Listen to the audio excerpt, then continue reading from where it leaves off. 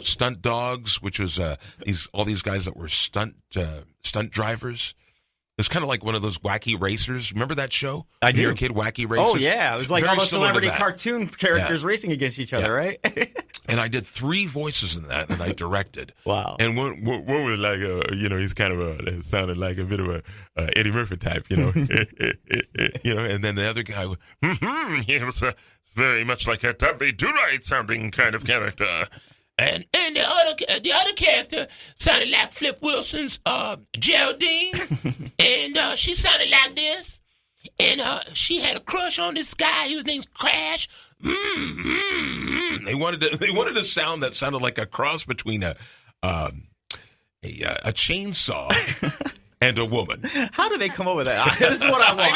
I don't know how they come up with these. And then you got to come up with it. Well, a chainsaw and a woman, that's a divorce, isn't it? I mean, that's someone who takes half your stuff. But she would go like, my man.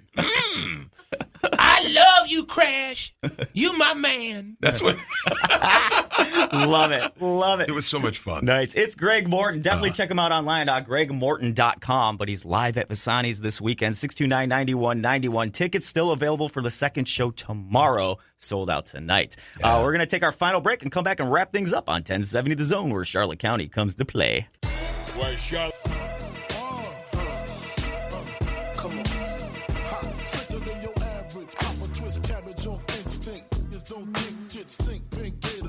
Detroit players, Tim's for my hooligans in Brooklyn. That's dead right, if the head right, Biggie there, every night. Papa been smooth since days of under rules. Never lose, never choose to. Bruise, cruise, who? Do something to us. Talk, go through us. Girls want to us, wanna do us, screw us, who us? Yeah, Papa and Pump. Close like Starsky. Welcome back to the Larry Timko Show on 1070 The Zone, where Charlotte County comes to play. Broadcasted from our Howard's Pool World Studios. Greg Morton in studio with me, performing tonight. Sold out show. 2 shows tomorrow, 6 and 9. I gotta look. Hold on.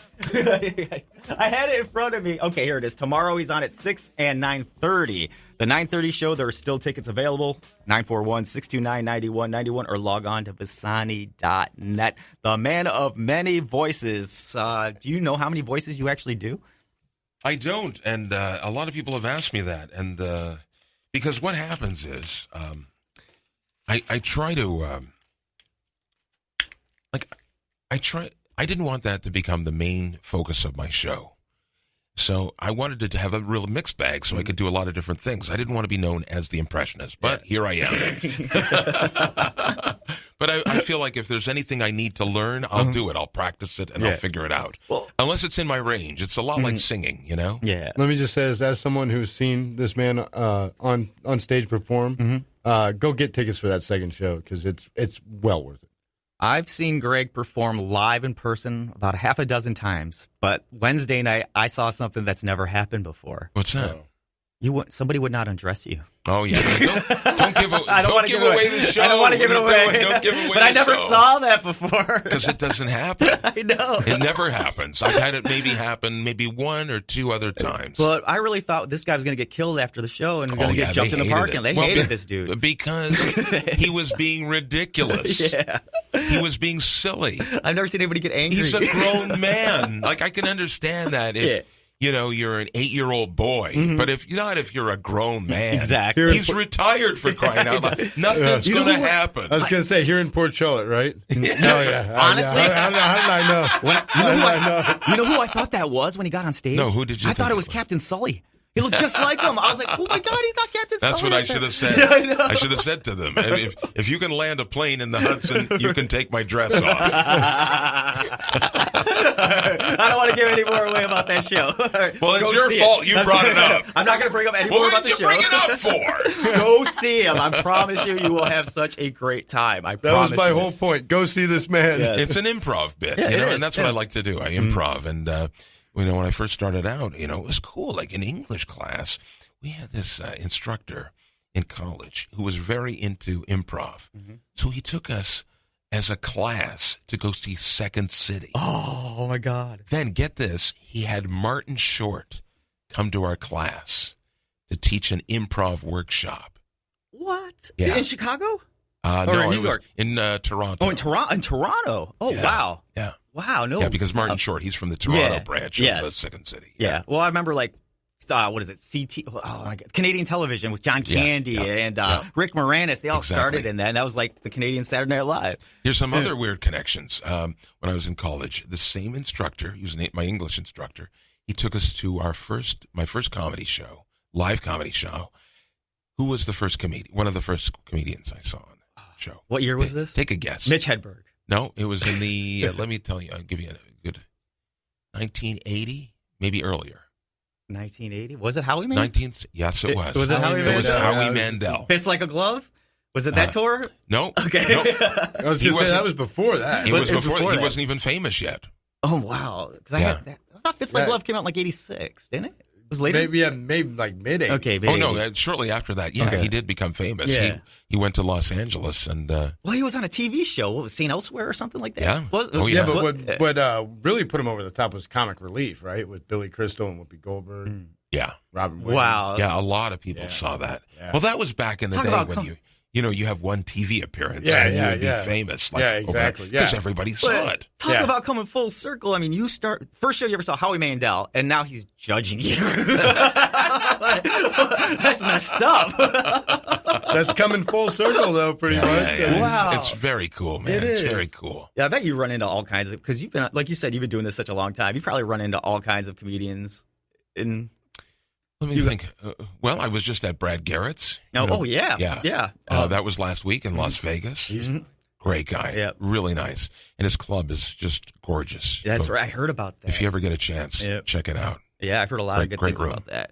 Actually, who was telling me about it? Vinny Fazline was telling me he was just performing at that one. Yeah, he liked it too. And then I heard, oh God, didn't Billy Gardell just open he opened a pizza place, not a comedian place. Oh. Did he? He opened a pizza place. Oh, good. Good for him. Yeah. That's awesome. You got to find something to do with your money. Oh, no doubt. Exactly. And the government will take it. You know what I'm saying? Yeah. Oh, wait till the TV money comes rolling in when you get signed. Oh, man. I can't wait to have that kind of problem. You'll still come and tour, right? Once you officially... Yes, with my accountant. Mm-hmm. Yeah. Yeah. Because Are you kidding? I love this place. Okay. I love Visani. And it's a great place to perform. I mean, the audiences are so great. And they let me do pretty much whatever I wanted last night, or the last couple of nights. Mm-hmm. Just, I got to get up there and talk to the people and, share with them what this experience was like being on the show, which is really different. Like, you never get to talk to somebody about what it's like to be on a show like that. It's kind of crazy. Have you noticed the difference in the audience? It's like they know you now from America's Got Talent. Oh, it's nuts. It's that big. I was telling this story the other day. I went to get the car. My wife and I were out, and this lady comes over. She goes, "Excuse me, is that guy, is he on America's Got Talent? Because my kids think that he's on America's Got Talent, and we watch that show." She said, "Yeah, that's my husband." She says, "It is? He is? Well, what the hell are you doing here?" And my wife says, "We're buying groceries. What do you want?" People on TV got to eat, That's great. Because I was like wondering, like after that performance, is your like Instagram account go up like 50,000 followers? No, it's not that crazy. Okay. I wish it was. I mean, that'd be great. But it did max out. Like, I mean, let's see. When I first started the show, I only had about 2,000. Then it went to 4. It immediately doubled after that. Yeah. Then it's been going up about, it's been going up about 1,000 every 3 days. Nice. So I'm up to about 9 right now. I'm almost at 10. Yes, and what's really cool about that is people who are discovering you for the first time, they know once they see the Obama man and all the other bits and things you do. I know, yeah. They're going to be like, wow, this guy does a lot more than just voices.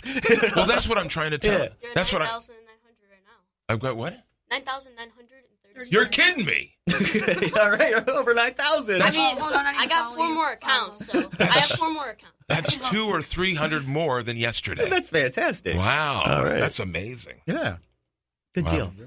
Oh, yeah. But no, I was saying, it's great because people now can discover that you do more than just voices, and that's really going to... I can't even go on Facebook. No? I mean, it's insane. I bet. I know. I see people you tagging are trying everything. To call me. And Well, I feel like if you reach out and you talk to people and you have that connection, they'll hang with that. Otherwise, you're just a regular celebrity. So I try to But I'm not going to be able to keep that up. Oh no! I mean, there's no way. I did this. I did the same thing. I found this old photo of you and me back in like 2008, 2009, and I posted it. I was like, and he's like, yeah, it looks like Greg, but Larry, what? I didn't have the beard. Like, damn, I really aged, man. I saw that. You made me look old. Yeah, because I still look the same. Yeah, exactly. Well, black don't crack. You know how it is. And beige don't age. But there's got to be some gray somewhere. Chest hair. It's got to be the chest hair. I barely have any chest hair. I think I recently grew hair on my body about 5 years ago. I've hardly had any. I know you didn't want to hear about that. Well, no. But I mean, Hollywood's going to love you. They don't have to wax you. You're perfect. You're perfect for them. I never wanted to be one of those guys, the Bigfoot, the guys that walk in and have to wear a special deodorant just to mask the odor. Yeah. Sometimes some people are just born those with guys it. in gym class. Yes. They walk into the room. Woo! Those are the guys at the gym that never wipe down the equipment when they're done with it. Right. Oh, thank you, Mr. Pheromones. Right, exactly. You should have your own body spray. I mean that literally. Right. This show took a drastic turn. Drastic turn. That's a turn. great. That's a new word. I love that. I come up with a new word every day. Larry, calm down, Larry. I slur in my way to success.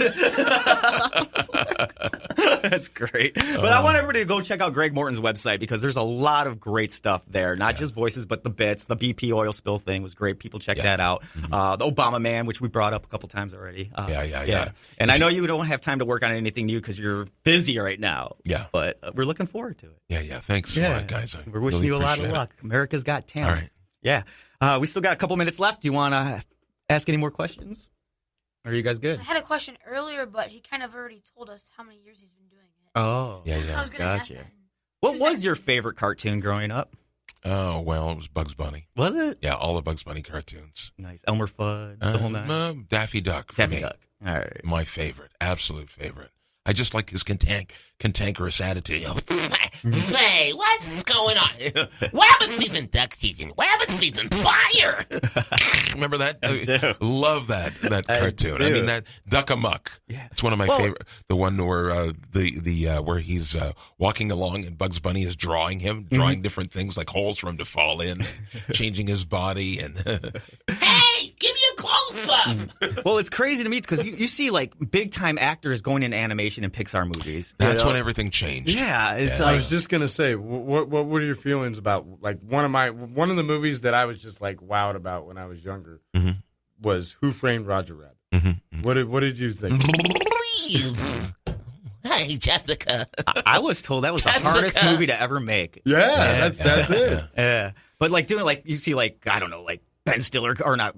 Doing these voices like they're not character voice actors. They're not character voice actors. No, they're just using their own regular voice. Exactly. Well, I think you could come in and carry the movie and do 30 voices. That's what I was their mindset is that if the stars carry a cachet with them. Oh, so and so's in it. Well, not really. Their voices in it, But I mean, that's Hollywood, and it may go back. Yeah. I'm not really worried about it. Everything's cyclical. If you're good, you'll get a job. Yeah. That's how it works. Well, it's like the new Lion King movie. It's really just a bunch of, like a lot of just stars that they got to come in and do the voices, right? Yeah. I mean, pretty much without, they didn't really get anybody who's voice talented, like yourself. Well, they just got big stars. When I remember we used to love Cars, the movie, so we went and saw Cars. Oh, I love that, yeah. Didn't know who any of the actors were until the credits rolled. And I'm like, what? He's in that movie? He's in that movie? I was like, wow, I was shocked. Yeah. That's a great movie. Yeah. Nice. Great acting in that. But like what I was getting at with Who Framed Roger Rabbit, like he could do a movie like that and do every voice in the movie pretty much, and be the guy acting in it. Like you could almost do your own thing. Well, back when I started, I was every character in the movie, Like for student films, our first student film, I did every voice in the film. I did the narration. It was like an old prospector guy. I've been working for 75 years up in them there hills. I can see your house from up here. Was that difficult to do all of those? What's difficult is the switching back and forth. So if you have 2 lines or 3 lines in a row where you have to act against yourself, and you're going like, well, what do you think? Well, I'm not sure. Well, think about it again. You know, you got to switch back and forth. You got to have a conversation with yourself, basically. Exactly. And that's not easy to do. That's what crazy people